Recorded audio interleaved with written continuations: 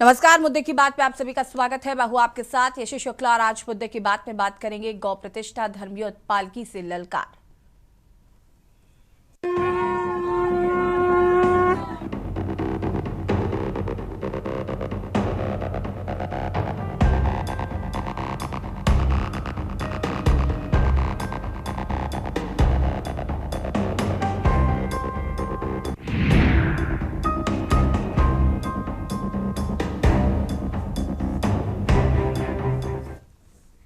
और इस मुद्दे पर बात करें उससे पहले आपको लखनऊ से बड़ी खबर बता देते हैं। लखनऊ से बड़ी खबर, डिप्टी सीएम केशव प्रसाद मौर्य का लौटा हेलीकॉप्टर। तकनीकी खराबी के कारण लखनऊ वापस हुआ हेलीकॉप्टर। कौशाम्बी जाते समय आई हेलीकॉप्टर में खराबी। विमान सुरक्षित रूप से लखनऊ में उतरा। बता दें कि तकनीकी खराबी के कारण लखनऊ वापस लौटा हेलीकॉप्टर। कौशाम्बी जाते समय आई हेलीकॉप्टर में खराबी। विमान सुरक्षित रूप से लखनऊ में उतरा। और इसी खबर पर ज्यादा जानकारी के लिए संवाददाता मनीष हमारे साथ जुड़े हुए हैं। मनीष, क्या कुछ जानकारी है? डिप्टी सीएम केशव प्रसाद मौर्य का हेलीकॉप्टर वापस लखनऊ आ गया। जी बिल्कुल, उत्तर प्रदेश के डिप्टी सीएम केशव प्रसाद मौर्य कौशाम्बी के लिए यहां से लखनऊ से रवाना हुए और इनका हेलीकॉप्टर जो है लखनऊ के लामा इंटरनेशनल स्कूल से जैसे ही उड़ान भरने के बाद रायबरेली के आसपास पहुंचा, तभी वहां उसमें से जो सूचना मिल रही कि उसमें से धुआं निकलने लगा। उसके बाद जो है पायलट ने इमरजेंसी लैंडिंग करते हुए अमौसी हवाई अड्डे पर जो है लैंडिंग की है। और जिस प्रकार से देखते हैं कि बड़ा हादसा होते होते बचा है केशव मौर्य। जिस प्रकार से अब जो है केशव मौर्य या तो बाई रोड कौशाम्बी जाने का प्लान किया जा रहा है, तो कह सकते हैं कि जिस प्रकार से जो है लैंडिंग के समय ये देखने को मिली और समस्या के दौरान जो है पूरे हेलीकॉप्टर की जो है जांच की जा रही है, किन वजहों से जो है उसमें ये धुआं निकला। और कहा जा रहा है, जो जानकारी मिल रही है कि धुएं से पूरा हेलीकॉप्टर धुआं हो गया था, जिसके कारण ये बड़े एक्सीडेंट होने से जो है बचा गया है। अब केशव मौर्य अभी भी अमौसी एयरपोर्ट पर मौजूद हैं। अब किस प्रकार से कुछ लोगों का ये कहना है कि बाई रोड कौशाम्बी जाएंगे, लेकिन ठीक है मनीष, शुक्रिया आपका जानकारी साझा करने के लिए। और बता दें आपको कि विमान सुरक्षित रूप से लखनऊ में उतरा और अब बाय रूट जाएंगे कौशाम्बी डिप्टी सीएम केशव प्रसाद मौर्य। सभी यात्री सुरक्षित बताए जा रहे हैं। लखनऊ से खबर, डिप्टी सीएम केशव प्रसाद मौर्य का लौटा हेलीकॉप्टर। और अब बात करेंगे गौ प्रतिष्ठा धर्मयुद्ध पालकी से ललकार। आज बात उस शंखनाद की जिसकी गूंज काशी के घाटों से निकलकर सत्ता के सबसे ऊंचे गुंबद तक पहुंच रही है। आज 7 मार्च 2026 की सुबह जब सूरज की पहली किरण ने गंगा को छुआ तो काशी की गलियों में एक अलग ही हलचल थी। वाराणसी की गलियों से एक पालकी उठी और ये पालकी सिर्फ एक धर्मगुरु की सवारी नहीं है, ये उन करोड़ों सनातनी भावनाओं का बोझ लेकर चल रही है जो दशकों से एक ही सवाल पूछ रहे हैं कि जिस देश में गाय को माता कहा जाता है उसी देश की सड़कों पर उसका लहू क्यों बहाया जाता है। शंकराचार्य अभिमुक्तेश्वरानंद सरस्वती ने आज काशी के विद्यापीठ मठ से अपना धर्मयुद्ध शुरू कर दिया है। हाथ में दंड, माथे पर तिलक और संकल्प में वो आग है जो सीधे तौर पर सरकारों को कटघरे में खड़ा करती रही है। उन्होंने कहा कि यात्रा अब मजबूरी बन गई है। सोचिए, एक संत को अगर ये कहना पड़े कि उसे अपनी ही चुनी हुई सरकारों से युद्ध करना पड़ रहा है तो सिस्टम की विफलता इससे बड़ी और क्या होगी। आज सुबह जब भारी पुलिस बल विद्यामठ के बाहर तैनात था तब शंकराचार्य ने चिंतामणि गणेश और संकट मोचन के चरणों में माथा टेका। उन्होंने गुहार लगाई है कि गौमाता पर आए संकट का निवारण हो। लेकिन सवाल उन खाकी वर्दी वालों से नहीं है, सवाल उन सफेद पोश नेताओं से है जो चुनाव आते ही गौसेवा के फोटो खिंचवाने लग जाते हैं, लेकिन जब कानून बनाने की बारी आती है तो अपने हाथ कांपने लगते हैं। शंकराचार्य ने साफ कर दिया है कि जब रोकेंगे तो रुक जाएंगे, लेकिन क्यों रोकेंगे? ये सवाल आज इस देश के हर हिंदू का है। क्या शांतिपूर्ण तरीके से गौरक्षा की मांग करना अपराध है? क्या अपनी संस्कृति के लिए पदयात्रा निकालना कानून व्यवस्था के लिए खतरा है? उन्होंने समाज के हर अंग को ललकारा है।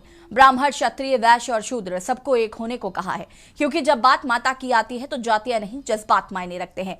वाराणसी से जौनपुर, सुल्तानपुर, अमेठी और रायबरेली, ये रास्ता सिर्फ भूगोल नहीं बदल रहा, ये उत्तर प्रदेश की राजनीति का मिजाज बदलने वाला है।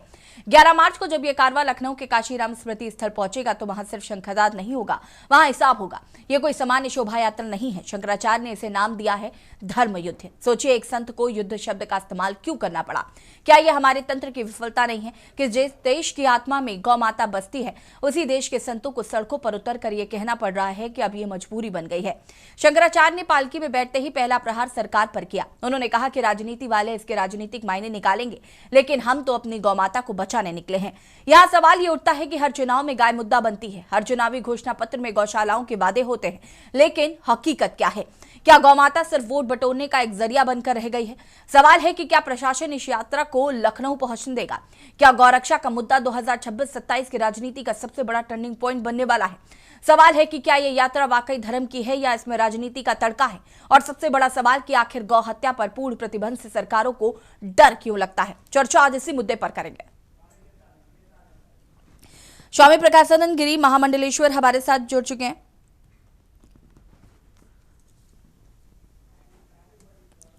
सुभाष त्रिवेदी जी सपा नेता हमारे साथ जुड़ चुके हैं। श्याम सलोने वशिष्ठ जी भाजपा नेता हमारे साथ जुड़ चुके हैं। सीताराम दास जी धर्मगुरु है हमारे साथ जुड़ चुके हैं। सुनील त्रिपाठी जी वरिष्ठ पत्रकार हैं हमारे साथ जुड़ चुके हैं। सबसे पहले तो आप सभी का बहुत बहुत स्वागत। और अविमुक्तेश्वरानंद ने क्या कुछ कहा है वो भी आपको सुनाते हैं। आज तय समय के अनुसार 8:30 बजे गंगा माता यहाँ हमारे मठ के देवी देवताओं की पूजा अर्चना प्रणाम करके गौ माता से आशीर्वाद लेकर के अब हम लोग गोमती तीर लखनऊ के लिए प्रस्थान कर रहे हैं। अभी संकट मोचन जी और चिंतामणि गणेश जाएंगे, वहाँ आराधना करके निकल जाएंगे। परमिशन जो है वो अभी 2-3 दिन बाकी हैं, हो जाएगा।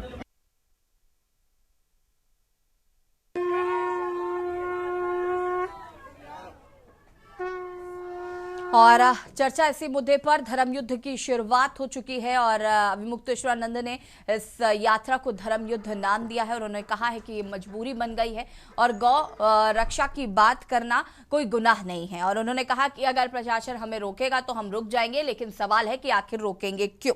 स्वामी प्रकाशानंद गिरी जी से सीधा सवाल है मेरा। प्रकाशानंद जी, जिस तरीके से यात्रा का आगाज जो है आज विमुक्तेश्वरानंद जी ने कर दिया है, शंखनाद किया और उसके बाद उन्होंने कहा कि अब ये यात्रा गौरक्षा को लेकर लखनऊ तक पहुंचेगी, लेकिन उन्होंने ये भी कहा कि अगर हमें रोका जाएगा तो हम रुकेंगे, लेकिन सवाल है कि आखिर हमें रोका क्यों जाएगा? क्या कुछ कहना है इस पर? यह युद्ध नहीं है, धर्म युद्ध है। यह देश की आजादी के बाद अपने सरकारों से हम साधु संत हमें सभी सनातनी लड़ रहे हैं कि भाई गो हत्या प्रतिबंध लगे और पूर्ण रूप से प्रतिबंध लगे। करपात्री जी महाराज ने सबसे बड़ा आंदोलन किया, आप लोगों ने देखा कैसे गोलियां चलाई गई। आज उस पार्टी की, उस परिवार की स्थिति सब लोग देख रहे हैं। आज वही धर्म युद्ध फिर से सभी शंकराचार्य जी के निर्देश पर, उनके सानिध्य में, उनके आशीर्वाद से सभी सनातनी, सभी साधु संत इस धर्म युद्ध में लड़ने को तैयार हैं। सब अपने धर्म दंड लेकर के अपने घर से निकल गए हैं कि भाई अगर धर्म के अनुसार नहीं चले तो दंड देने का अधिकार संतों को है। आज नहीं, जब सतयुग था, त्रेता था, द्वापर था, तब भी धर्म के अनुसार से राजनीति चलती थी। और हमारे मोदी जी कितनी अच्छे अच्छे फोटो चुनाव के समय डालते हैं, गाय को पुचकारते हुए, गाय को गुड़ खिलाते हुए, गाय घास खिलाते हुए, तो हम लोग को लगता है कि इस चुनाव के बाद गाय की रक्षा होगी, लेकिन चुनाव जाते ही गाय की बात भूल जाते हैं। आज उत्तर प्रदेश बीफ एक्सपोर्ट में नंबर 1 पर पहुंच गया है, भारत दूसरे नंबर पर पहुंच गया है, जहां के मुख्यमंत्री गो रक्षक गोपीठ के पीठाधीश्वर हैं और भगवा वस्त्रधारी हैं। तो हम लोग को लगा जब ये आएंगे तो यहाँ पर गो हत्या जरूर प्रतिबंध लगेगा, लेकिन ऐसा हुआ नहीं। जब जब मांस को पकड़ा गया, उसका जांच किया गया, तो वह गो का मांस निकला। ये करते हमारे यहाँ पूर्ण प्रतिबंध है, बोलने के लिए प्रतिबंध है कि हमारे यहाँ भैंसा करता है, ये करता है, लेकिन क्या हो रहा है वो दुनिया देख रही है, सबको देखना है। तो हम तो चाहते हैं कि योगी जी 11 तारीख के उसमें आए और कहें कि पूर्ण रूप से प्रतिबंध पूरे यूपी में है, हम लोग पंचामृत से उनका अभिषेक करेंगे। हम तो चाहते हैं कि वो आए। और शंकराचार्य ने बहुत बढ़िया कहा कि इसमें कौन रोकेगा, इसमें तो हम कोई किसी के विरोध में है नहीं। हम तो चाहते हैं गो हत्या पर रोक लगे। इसी की यात्रा है, इसी की मान लीजिए यह जो है तो धर्मयुद्ध है। इसमें कोई प्रशासन या शासन क्यों रोकेगा? यह कोई ऐसा तो है नहीं किसी पार्टी की है या किसी के विरोध में है। हम अपने समर्थन में अपनी माँ की रक्षा के लिए क्या हम जा सकते हैं कि नहीं? माँ की रक्षा के लिए परमिशन लेना पड़ेगा। परमिशन के लिए भी हम लोगों ने दे रखा है, मिल जाएगी, योगी जी देंगे, क्योंकि वो भी गोरक्षक पीठ, उनका नाम ही है गोरक्षक पीठ। तो गाय की रक्षा के लिए यह जो है शंकराचार्य जी के सानिध्य में, और शंकराचार्य जी आज नहीं, ऐसा नहीं कि एक माघ मेला में विवाद हुआ और योगी जी पीछे पड़ गए। पूरा देश में इन्होंने घुमा। यहाँ नॉर्थ ईस्ट जहां इनको प्रवेश करने नहीं दिया गया, वहां भी नागालैंड, मिजोरम, सिक्किम, अरुणाचल प्रदेश, मेघालय, सब जगह गए। जहां नहीं उतरने दिया वहां एयरपोर्ट से ही भूमि पूजन कर करके आ गए। तो यह आंदोलन सालों से चल रहा है और देश आजादी के पहले चल रहा है, देश आजादी के बाद चल रहा है। तो सभी सनातनियों को एक साथ हम लोग चाहते हैं कि 11 तारीख को आए और वहां पर योगी जी गो माता को राज्य माता घोषित करें। ठीक है, और राष्ट्रमाता प्रकाशानंद जी वापस आएंगे आपके पास। सीताराम दास धर्मगुरु जी हमारे साथ जुड़े हुए हैं। सीताराम दास जी, इस यात्रा को कैसे देख रहे हैं जिसका नाम धर्म युद्ध रखा है मुक्तेश्वरानंद जी ने? देखिए, पूज्य महाराजा श्री अभी बोल रहे थे, मैं इनके विचारों को सुन रहा था। और स्वामी मुक्तेश्वरानंद जी, देखिए, सनातन संस्कृति की बात करना बहुत अच्छी बात है। गावो विश्वस्य मातरः, गो माता तो विश्व की माता है, संपूर्ण विश्व की पालन करने की काम माता करती है। उनके प्रति सभी सनातनियों की आस्था है और भावना है। पूज्य योगी आदित्यनाथ जी स्वयं एक गोरक्ष पीठ के पीठाधीश्वर हैं। उत्तर प्रदेश में कहीं किसी प्रकार की अगर गौ माता के ऊपर अत्याचार करता है तो उसको पैरों में गोली मारने का काम कौन करता है? उत्तर प्रदेश शासन करता है, उत्तर प्रदेश प्रशासन करता है। पूज्य योगी आदित्यनाथ जी के शासन काल में होता है। क्या इससे कभी पूर्व में ऐसा हुआ था? आप उत्तर प्रदेश में इस प्रकार के इसको धर्म युद्ध की संज्ञा दे करके पूज्य योगी आदित्यनाथ जी को घेरने का जो काम किया जा रहा है, यह अत्यंत निंदनीय है। मैं कहूंगा कि गौ माता के लिए आप अनशन करिए, आंदोलन करिए। यह आंदोलन की आवश्यकता है केरल के लिए, जहां गौ माता को रास्ते पे काटा जाता है। बंगाल चला जाए, बंगाल समस्त सनातनी चलने के लिए तैयार है। लेकिन जहां पर सब कुछ अच्छा चल रहा है, इस प्रकार का जो है सनातनियों में विभेद पैदा करना यह अच्छी बात नहीं है। गौ के प्रति कितना आदर, कितना सम्मान पूज्य योगी आदित्यनाथ जी का है, ये किसी से छिपा हुआ नहीं है। जो पीठ है वह गोरक्ष पीठ के ही नाम से जाना जाता है, जहाँ हजारों गौ की सेवा होती है। और जब से वह उत्तर प्रदेश के कमान संभाले हैं तो समस्त अवैध बूचर खानों के ऊपर ताला लगाने का अगर किसी ने काम किया है तो पूज्य योगी आदित्यनाथ जी हैं। और गौ माता के प्रति जितना पूज्य योगी आदित्यनाथ जी समर्पित है, समर्पण है, भक्ति है, शायद किसी को होगा। इसके लिए किसी को सर्टिफिकेट देने की आवश्यकता नहीं है। बहुत अच्छा है, यूपी 1 नंबर पर चला गया है। एक्सपोर्ट में यूपी भारत में 1 नंबर पर है और भारत विश्व में दूसरे नंबर पर है। क्या आप नहीं चाहते हैं गौ हत्या बंद हो? आप चाहते हैं कि गौ हत्या बंद हो? बोला है कि गौ माता के ऊपर हो या नहीं, आप ये नहीं चाहते कि चाहते हैं, बताइए महाराज जी। मां से के ऊपर महाराज जी शायद उत्तर प्रदेश में, महाराज जी शायद उत्तर प्रदेश में और देश में भाजपा की गवर्नमेंट नहीं है ना, इसीलिए आप लोग धरना प्रदर्शन और ये सब चीजें कर रहे हैं। भाजपा गवर्नमेंट जब देश और प्रदेश में आ जाएगी तो आप लोगों को उम्मीद है कि ये गौ हत्या और ये जो है ये सब चीजें हो जाएंगी ना। अभी भाजपा गवर्नमेंट प्रधानमंत्री मोदी जी ने जब यही कहे थे कि गो हत्या हो रहा है, आपका सोचता है कि अभी आपके न योगी जी है ना मोदी जी है। गौ हत्या आप दूसरे से बंद करवाना चाहते हैं। कांग्रेस की गवर्नमेंट है, समाजवादी पार्टी की गवर्नमेंट है, इससे आप उम्मीद करते हैं ये गौ हत्या बंद कराएंगी। अरे महाराज जी, आप भगवा व्यस्त में हैं, आपको प्रणाम साधुवाद, लेकिन कम से कम कुछ तो शर्म करिए महाराज। गाय पे बोल रहे हैं आप, किससे आप डिबेट कर रहे हैं? आप किससे उम्मीद करते हैं? आप किससे न्याय की पाने की उम्मीद कर रहे हैं? योगी से, मोदी से, किसी और से? कितना समय चाहिए? 10 साल हो गए, 14 साल हो गए। यहाँ यूपी में आपको 10 साल होने को आ गए हैं और आपको प्रदेश में 13 साल होने को आ गए। आप किससे उम्मीद कर रहे हैं? कौन करेगा? आप गाय गंगा के नाम पे आए हैं, आप उन्हीं के साथ अत्याचार और आप भ्रमित करने का, जनता को भ्रमित करने का कार्य कर रहे हैं। आपको किसने रोका है? भारत पहले, इनके पहले किस नंबर पे था? आज भारत दूसरे स्थान पे है ब्राजील के बाद। आपके मेघालय के अध्यक्ष कहते हैं बीजेपी के कि मैं गौमांस खाता हूं। बीजेपी का किरण रिजिजू सांसद कहता है कि मैं मांस खाता हूं। आप कौन सी उसमें जी रहे हैं महाराज? आप कहाँ जी रहे हैं? आप क्या सोच रहे हैं? आप भाषण देने के लिए आए हैं टीवी पे? आप जो वस्त्र पहने हुए हैं उसका जरा सोचिए, जो आपने गेरुआ वस्त्र धारण कर रखा है उसकी कि आप भाजपा, योगी और मोदी के चाटुकार मत बनिए। आप ये ठीक है सुभाष जी, पहली बात तो ये कि आपको बीच में इंटरप्ट नहीं करना था, और दूसरी बात ये कि आपने अपने वक्तव्य रख लिया हो तो जरा सामने वाले को भी सुन लीजिए। सीताराम जी अपनी बात को पूरा करेंगे, ठीक है? रुकिए जरा सुभाष जी, पेशेंस रखना चाहिए, इस तरीके से थोड़ी ना बीच में इंटरप्ट कर सकते हैं। रखने की आवश्यकता है, धैर्य खोइए नहीं, धैर्य ही जो है काम आएगा। धार्यते, जो धर्म जो है यतो धर्मा ततो जया, जो धर्म पथ पे चलेगा वही विजय होगा। कुछ योगी आदित्यनाथ जी जैसा गौभक्त हमको लगता नहीं है कि कोई हो सकता है। क्या इनसे गौभक्त अधिक है स्वामी अभिमुक्तेश्वरानंद जी महाराज? क्या इनसे अधिक उनके पास चलिए ठीक है, चर्चा को आगे बढ़ाएंगे। आप सभी हमारे साथ बने रहिएगा और बात कर रहे हैं गौ प्रतिष्ठा धर्म योद्ध पालकी से ललकार। रुकेंगे एक छोटे से ब्रेक के लिए, जो हाजिर होते हैं।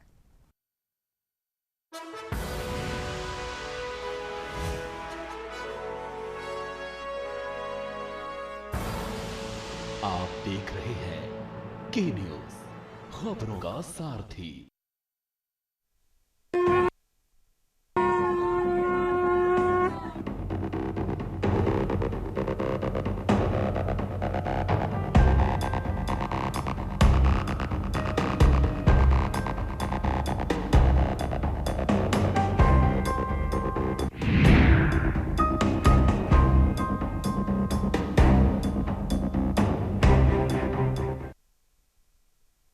ब्रेक के बाद एक बार फिर से आप सभी का स्वागत है और बात कर रहे हैं गौ प्रतिष्ठा धर्म युद्ध की चर्चा। इसी पर श्याम सलोनी वशिष्ठ जी हमारे साथ जुड़े हुए हैं, भाजपा नेता है। श्याम सलोनी जी, जिस तरीके से मुक्तेश्वरानंद ने शंखनाद कर दिया है आज से इस यात्रा का, और 11 मार्च को लखनऊ पहुंचेंगे, और उनका साफ तौर पर कहना है कि गौ हत्या जो हो रही है उसको पूरी तरीके से प्रतिबंध कर देना चाहिए। साथ ही साथ वो गौ माता को राष्ट्रमाता घोषित करने की भी लगातार मांग कर रहे हैं, और उनका साफ तौर पर कहना है कि ये किसी भी राजनीति से प्रेरित नहीं है। गौ रक्षा के लिए कई सालों से जो साधु संत है वो इस पर प्रयासरत है, और ये उसी को लेकर यात्रा निकाली जा रही है। यशी जी, सर्वप्रथम आपको महिला दिवस की शुभकामनाएं।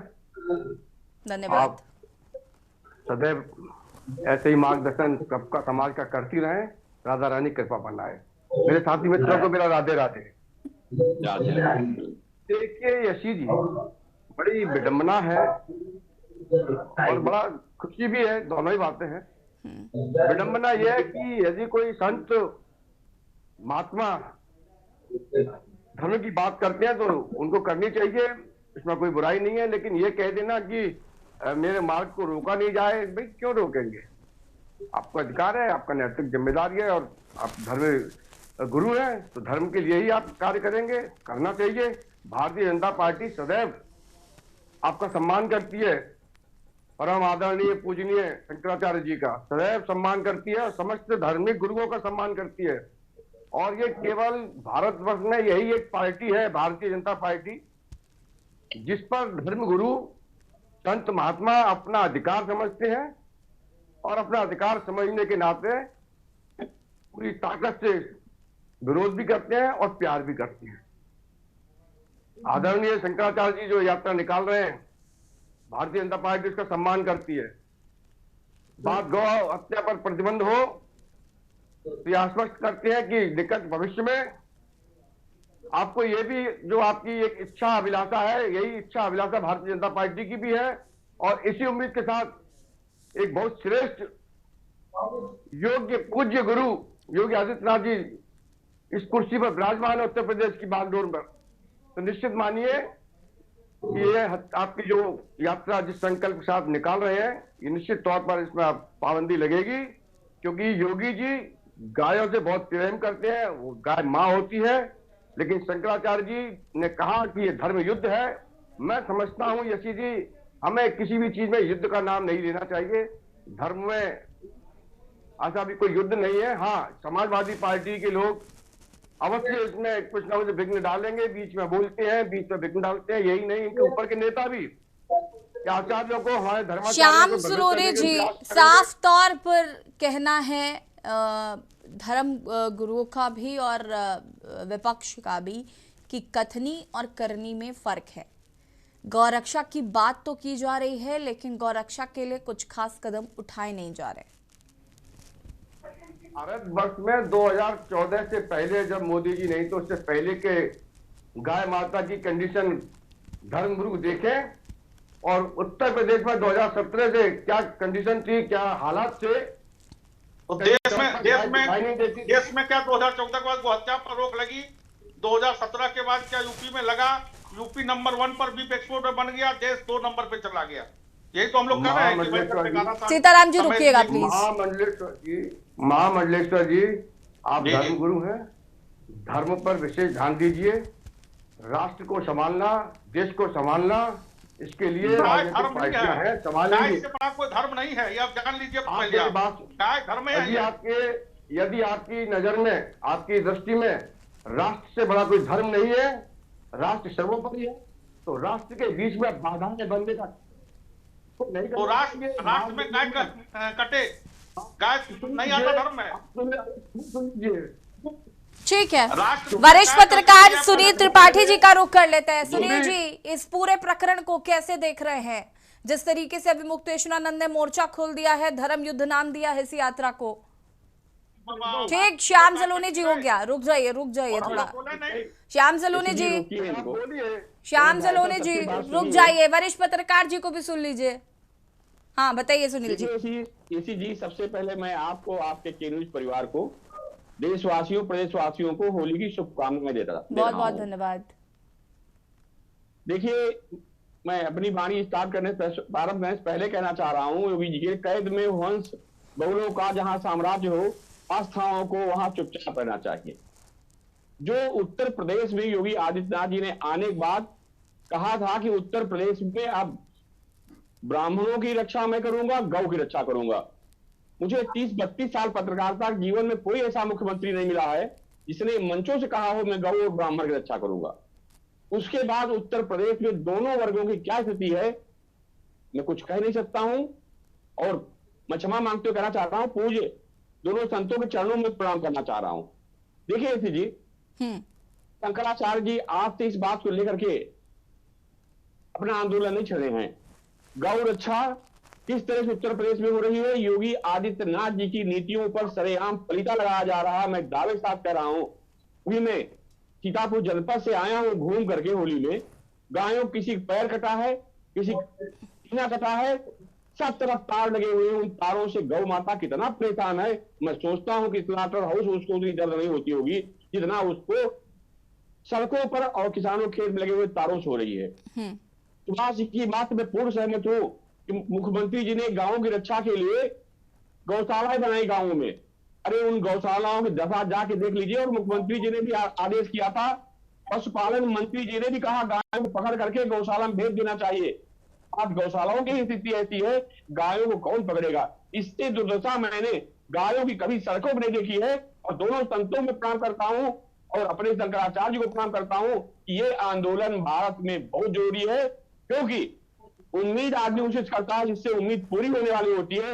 हमारे योगी आदित्यनाथ जी गोरक्षा पीठ के पीठाधीश्वर हैं, और योगी मोदी जी जिस तरह से गाय और गंगा का नारा दिए थे उत्तर प्रदेश से देश कोने कोने तक, आज दोनों की स्थिति क्या है पूरा देश देख रहा है। मैं उत्तर प्रदेश के मुख्यमंत्री से निवेदन करना चाह रहा हूं, किसी आंदोलन को बढ़ाते गायों की निश्चित रूप से रक्षा की जाए। गाय हमारे वेद पुराण सनातन में कहा नहीं है। 33 करोड़ देवताओं का गाय के शरीर में वास बताया गया है। वही गौ माता अपने दूध से हमारे बच्चों पालती है, और जब दूध खत्म हो आता है तो हम भी छोड़ देते हैं। इसके लिए कानून होना चाहिए, जो गाय पालेगा गाय की सेवा करेगा। लेकिन आज उत्तर प्रदेश में क्या हो रहा है कि सब जान रहे हैं। और अगर मैं राजनीति तरफ जाना चाह रहा हूं एसी जी, तो 27 तक चुनाव भारतीय जनता पार्टी के लिए चुनौतीपूर्ण चुनाव होगा। कई मुद्दे जिस तरह से यूजीसी को लाके ठोक दिया है, पूरे देश में त्रास बची है। दिल्ली तक लोग सड़कों घूम रहे हैं, उत्तर प्रदेश में घूम रहे हैं। जो राष्ट्र हिंदू राष्ट्र बनाने की बात कर रहा हो, जो यूजीसी पे हम हम हिंदुओं को लड़ाने का प्रयास कर दिया है। ऐसी सरकार से क्या उम्मीद की जा सकती है? जी ऐसी जी। ठीक है, सीताराम दास जी कुछ कहना चाहते हैं? सीताराम जी। पूज्य सुनील त्रिपाठी जी का जो वक्तव्य है कुछ अंश तक यूजीसी कानून जैसे विचारधारा से मैं सहमत हूँ। जिस तरह से जितने भी गौ हैं ये आम किसान के गौ हैं, ये आम किसान के ऊपर भी एकदम कठोर कानून लाया जाए। गौ सेवा करने की आपकी क्षमता नहीं है तो गौ पालन मत करिए। गौ का दूध करते हैं उसके बाद रोड पे खोल देते हैं और दोष लगाते हैं सरकार के ऊपर। सरकार ने तो बहुत सुंदर पहल किया, इसके लिए जो है गौशाला बनाने का काम किया। गौ के रक्षा के प्रति जितना योगी जी समर्पित थे शायद ही कोई देश दुनिया में इस प्रकार की भावना रखता होगा। गौ के प्रति समर्पण भाव, उसमें कोई संदेह नहीं है, लेकिन थोड़ा सा विचार करना चाहिए। सपा के प्रवक्ता से मैं पूछना चाहता हूँ, आपके राष्ट्रीय अध्यक्ष कहते हैं गौशाला में बदबू आता है, कहाँ चली जाती है आपकी विचारधारा? जी मैं एक सेकंड आज कहना चाह रहा हूँ कि गायों के भूसे की व्यवस्था गाँव में नहीं है, इसलिए गाय किसान छोड़ रहा है। मैं किसान से बात करता हूँ। सुभाष जी, जिस तरह से भूसा महंगा हो गया है। ठीक है सुभाष जी जवाब देंगे। सुभाष जी, ठीक है सुभाष जी। प्रणाम करता हूँ और उनसे कहता हूँ कि आपके लिए हर एक व्यक्ति एक समान है। आप किसी भी पार्टी या किसी भी व्यक्ति के आप चाटुकार बनने की कोशिश। सुभाष जी पहली बात तो शब्दों पर नियंत्रण रखिए। सुभाष जी पहली बात तो शब्दों पर नियंत्रण रखिए और दूसरी बात मेरी ये है कि किसी कोई भी व्यक्ति एक सेकेंड कोई भी व्यक्ति स्वतंत्र है किसी को भी चुनने के लिए। और अगर सीताराम दास जी आपको लगता है कि किसी एक पार्टी की तरफ से बोल रहे हैं तो वो उनका अपना व्यक्तिगत मसला है, इसे आप चाटुकारिता नाम नहीं दे सकते। तो प्लीज सुभाष जी पहले तो शब्दों का प्रयोग सही ढंग से करें, अब अपनी बात को पूरा करिए आप। योगी जी की तारीफ कर देगा आप भाई मौका ही नहीं दे रहे। ठीक, श्याम सलूनी जी बीच में इंटरप्ट नहीं करिए, सुभाष जी को बोलने दीजिए। सुभाष जी आप कंटिन्यू करिए प्लीज। मैंने बोल दिया सुभाष जी, जो श्याम जी जो मेरा काम था वो मैंने कर दिया है, प्लीज बीच में इंटरप्ट मत करिए। सुभाष जी अपनी बात को पूरा करिए आप गाय और गंगा के नाम पे प्रदेश में आए। 13 साल आपको हो गए देश में और 10 साल होने जा रहे हैं प्रदेश में। क्या आप भाजपा और सपा के मुसलमानों के फिर बीच में बोल रहे हैं श्याम सलोनी वशिष्ठ जी, आप रुक जाइए। क्या स्थिति है? यशी जी आप ही के चैनल पे आप ही के साथ डिबेट हुई थी, गौशालों की क्या स्थिति है? गौशालों में जिंदा गाय दफन की जा रही है और वहां आपको सीताराम दास जी को नजर नहीं आ रहा है। गाय भूखी प्यासी मर रही है, डॉक्टर नहीं है, उनका गोबर बेचा जा रहा है। इनको सब नहीं चाहिए। ये गाय और गंगा के नाम पे आए देश प्रदेश में और ये लोग गाय के सौदा में। देखिए कहीं ना कहीं अब ये दो धर्म युद्ध शुरू हुआ है। अब इसको लेकर अब मुक्तेश्वरानंद जी और सरकार का क्या रुख होता है वो देखना होगा। आप सभी का बहुत बहुत शुक्रिया चर्चा में शामिल होने के लिए। और आपको बता दें कि शंखनाद कर दिया है अब मुक्तेश्वरानंद ने और ये यात्रा की शुरुआत हो चुकी है। फिलहाल 11 मार्च को लखनऊ में इस यात्रा का समापन किया जाएगा और उनका साफ तौर पर कहना है कि गौ रक्षा के लिए ये यात्रा की जा रही है। फिलहाल के न्यूज की खास पेशकश में इतना ही। देखते रहिए के न्यूज इंडिया। नमस्कार।